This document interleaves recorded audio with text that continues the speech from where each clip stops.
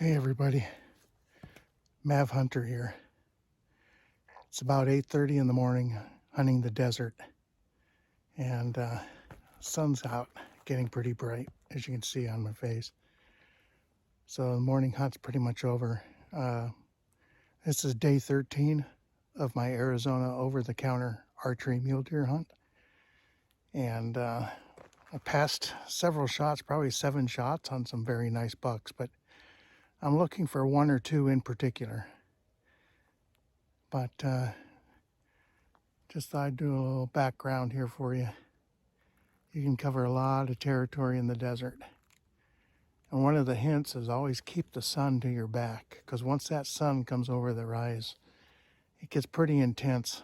So I try to hike as far in as I can in the dark and turn around, get the sun behind my back, and then hunt my way down along these arroyos and these rocky gravel ridges, peering down into each of the arroyos and the cuts and the little canyons, and hunt my way back down to the truck.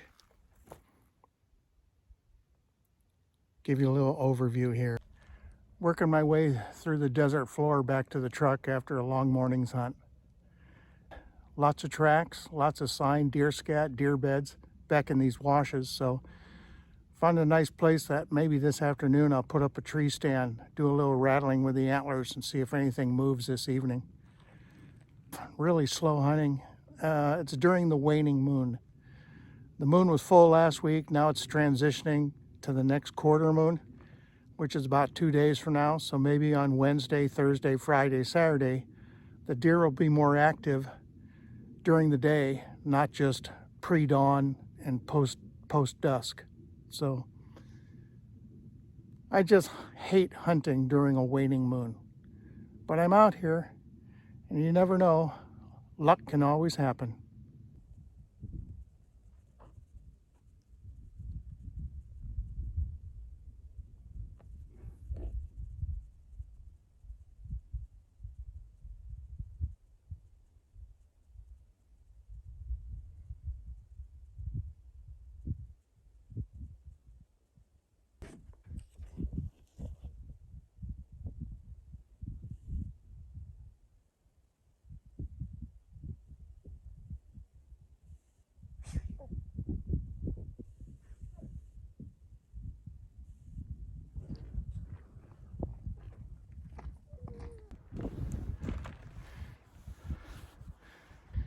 Very windy last night. Where I was camped, it was gusting, I would say 45 to 50 miles an hour. Basically, I went outside the tent about 9 p.m. and it was just a dust storm. I couldn't see 50 feet in the headlamp. But it's still pretty windy. It's gusting, 40-ish today, but I went out anyways for a couple hours. I went through the desert washes back there that you can see. I did see plenty of deer sign, a lot of tracks, a lot of deer scat, deer poop, but that's the desert. You'll see a lot of tracks, a lot of other sign, but finding these mule deer in the desert is a totally different challenge.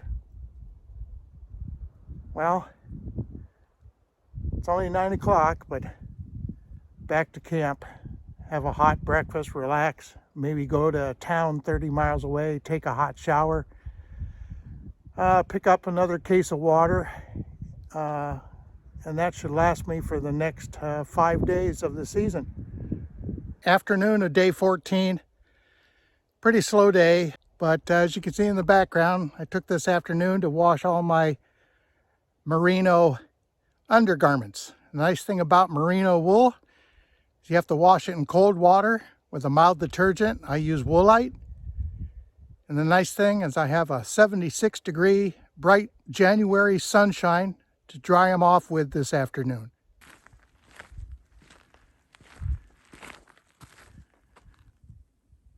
You can see how it just looks very, very flat. I'm going to work my way over and look down into the wash here. I spent about 15 minutes on this chair here. I've got glass for deer down in this wash.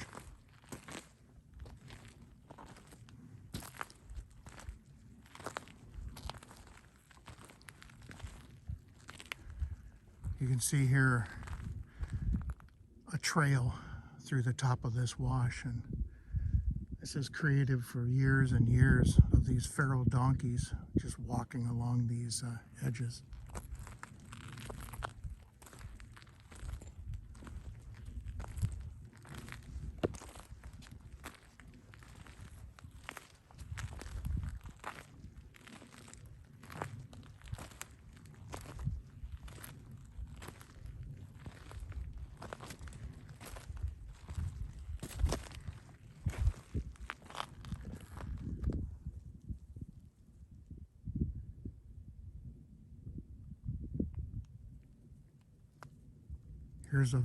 Here's one of the many desert washes that are just randomly placed below these flat spots.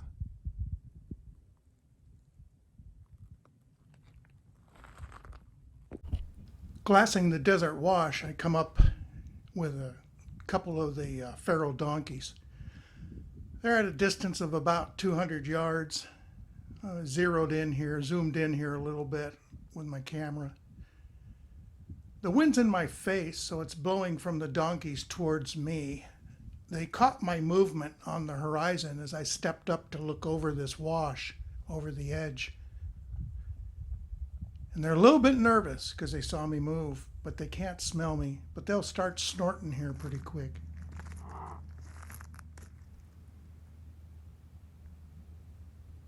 The black one's very beautiful. They both are, just different colors. Scanning the below brush here just to make sure there's not a deer bedded down in the shade. But to get close to these donkeys is very difficult. They're harder to stalk than deer. So it's a good thing there's no hunting season for donkeys, because I'd really get blanked trying to bow hunt these donkeys.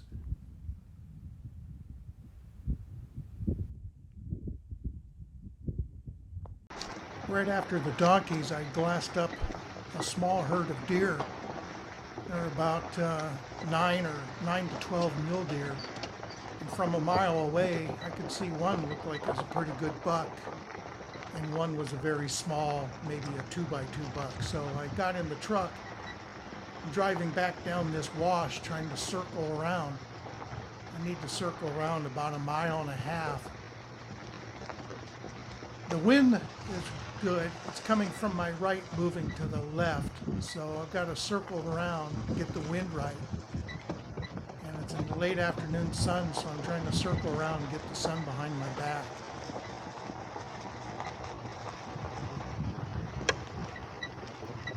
So just driving through the desert wash.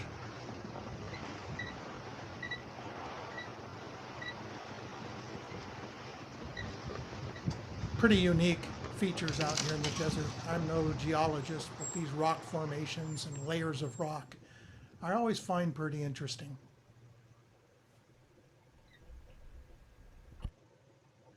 I've parked my truck down below this little ridge and climbed up to this point. In the distance, I was about 1 mile out when I spotted this group of deer, which had a pretty good 4x4 mainframe buck. So I'm going to head up the trail here as quickly as I can. I got the sun setting behind me, which gives me a bit of an advantage. That sun can really glow your face if you're faced into it. Plus, the way the deer were coming, they were walking into the sun, so that should offer me a little bit of protection from their immediate vision.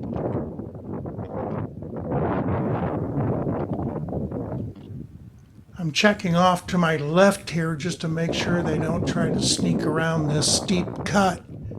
It's about a 30-yard drop down there to the bottom.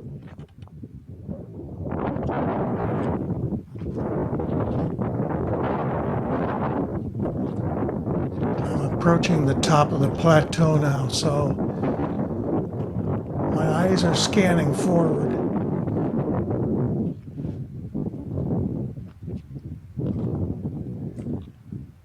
And then out there in the distance, about 300 yards, I see 3-4 does crossing in front of me. And now there's a bigger buck coming up from behind.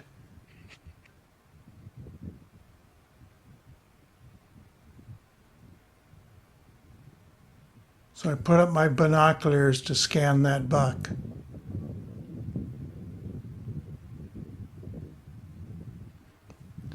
And there's the buck. He's moving left to right. He's headed down that cut to the right there where the 4 or 5 does had just walked down into. But I'm right out here in the open, about 300 yards from him, with nothing between the buck and me but this flat ground and rocks. So quickly I lay down on the ground.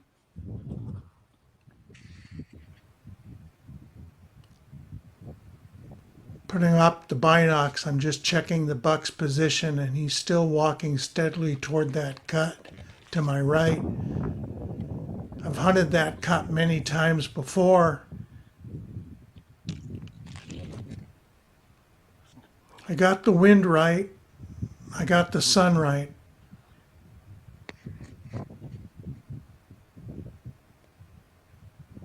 Yeah, he's moving down into that cut. So quickly I think about putting together a plan.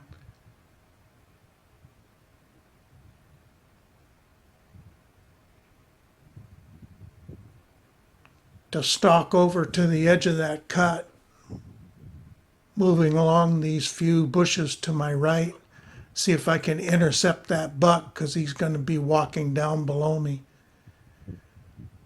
A final check. And yeah, the buck disappeared down into the cut. I know the range out there is about 70 yards, so I dial up my sight ahead of time, and I nock an arrow to begin my stalk.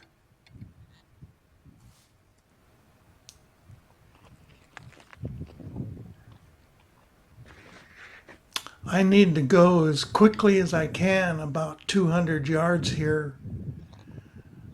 There's a point of land with a pile of rocks on top, which I've sat by many a nights watching deer cross through this cut, this little ravine. So I'm trying to get there as quickly as I can, as quietly as I can.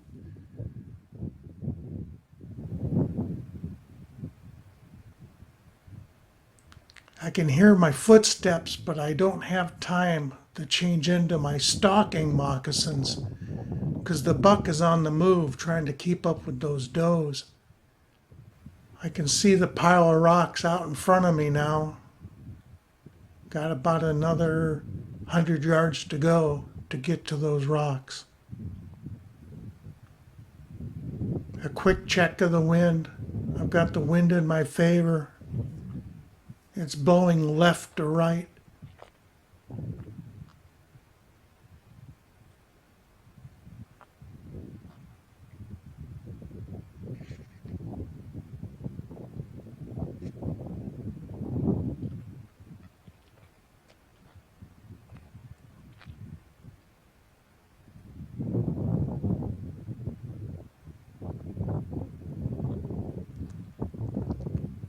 I might come up behind this little bush here on my right to see if they've circled around this point. I know they're down over the edge. I just don't know where they're at and how quickly they're moving. I'm going to slide over here and take a look past this bush down over the right side edge.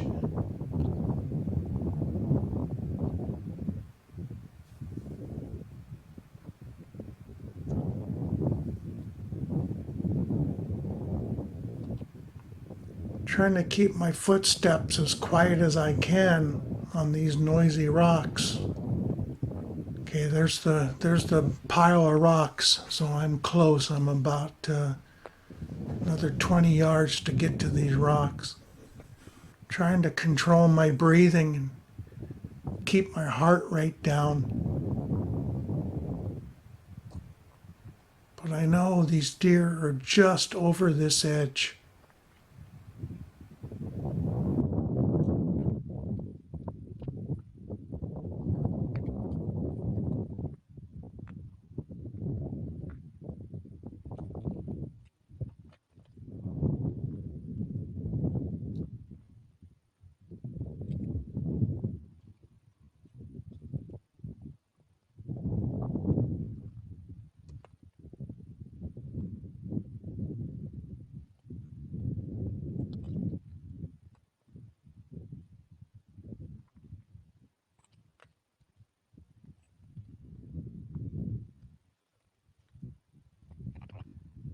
Up there's the buck. He's on that ridge line. He's out there about 71 yards on the rangefinder.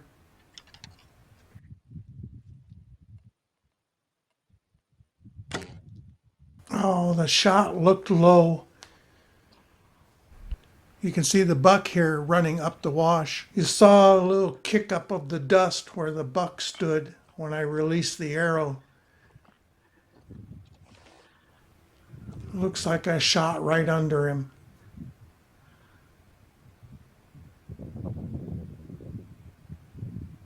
Yeah, I just verified the range to this cactus and this rock he was standing by. And I had 71 yards from my shot position. The buck went up and over the ridge, and I watched him run down the other cut, heading to my left, going back uphill. So I'm trying to circle around to see if I can get another look, get a visual on this deer to see how he's acting. As I get up here, I see him sprinting across the flat about 400 yards away. It looks like it's a missed shot.